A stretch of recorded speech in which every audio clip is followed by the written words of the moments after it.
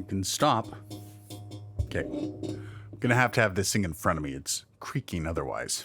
So you own an H series recorder from Zoom, and for some reason, you're in dire need of a microphone.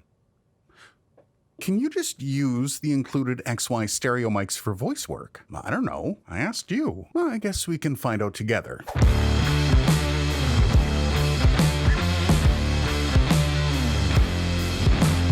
Now, I've been told by people more YouTubier than me that I should start the video by asking you to be my friend. So I sent you a note. It says, be my friend. Check yes, maybe, or no. Maybe is the like button. Yes is the subscribe button.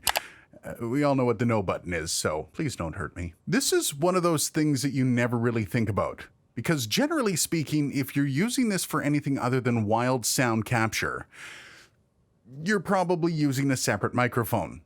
And while the Zoom H4n, H5, and H6 have been the standard for easy handheld recording in the field, they've never really been known as just a straight-up microphone. And now recorders come with the option of swapping out the top cartridges to give yourself an actual voice capsule on top, or at least the H5 and H6 do. Sorry, H4n. But if you don't have those, is the included XY module decent?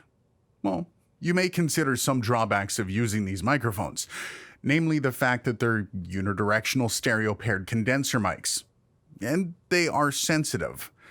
Pointed at 45-degree angles away from the front, meaning they're probably going to pick up a bit more than just your voice if you aren't careful. But for the most part, if you are careful, perhaps with a bit of treatment in your room, they can sound fantastic. Now, I do know a few voiceover actors that have used this in a pinch under a blanket tent. It does seem extreme, but when you gotta record, well, you gotta record. So, what is the experience like? Of course, the whole stereo thing is pretty easy to fix by converting to mono. Other than that, though, can you use it? Well, the mic really isn't a slouch, though there aren't really many specs out there for them. They're shock mounted, which is a nice touch, and they have some amazing SPL. In fact, it's at 140 dB. It records up to 24-bit and 96 kilohertz. But really, that's about all the specs you can find out in the wild. But considering these things were never considered for this primary role, that does kind of make sense. Now, while those specs aren't out there, we can do a little bit of investigation on our own. This is a test of the off-axis rejection, which I fear is going to be horrendous on the H5. This is the H5, speaking directly into the front of the capsule at about 6 inches away. This is the H5, speaking to the side of the unit from about 6 inches away. This is the H5, speaking about 6 inches away from the rear of the unit. And this is the H5, speaking about 6 inches away to the other side of the unit. For the plosive rejection, we have the sock or the clown nose on top of it. Peter Piper picked a peck of pickled peppers. And just for fun, let's do one without. Peter Piper picked a peck of pickled peppers. Now that my furnace is turned off, let's check the noise level when everything else is silent.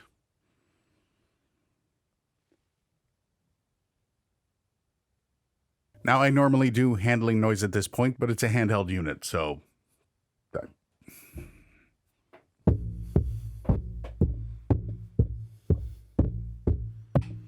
Don't punch it like this. It's horrible. It's a handheld device. I don't know what to tell you. Okay, you know what? I wouldn't necessarily recommend walking around holding this thing as a microphone, but if you do, the noise is going to be pretty minimal, or at least it should be, because there's shock mounts. Now, it might look stupid, but honestly, this thing will do in a pinch. Now, I'm not really saying you should throw out your Neumann U87 AI and use your H5 consistently for voice work. But if you're between a rock and a hard place, this thing could really save your life, or at least that job you're working. Now, either as a backup interface, or on-the-go recorder, or backup voice mic. And if you want to use this thing for instrumentation, it's amazing, because honestly, it's able to record in stereo, and that's a big deal when doing instrumentation. Add to that the ability to get all the other capsules, including the condenser mic capsule. You could have a whole recording studio in just this tiny little package. Literally. It's kind of like a studio in your pocket. So once again, yes, every studio should have a Zoom H5 or H6 hanging around. If you don't have one already, I'd suggest picking one up in the links in the video description.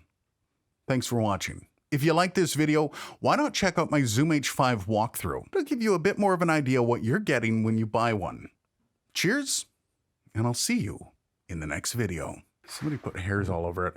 That's like one long one. Gross. Why is this place so oh, I have cats. And dogs. That's why. This thing's awesome though, right? Like, right?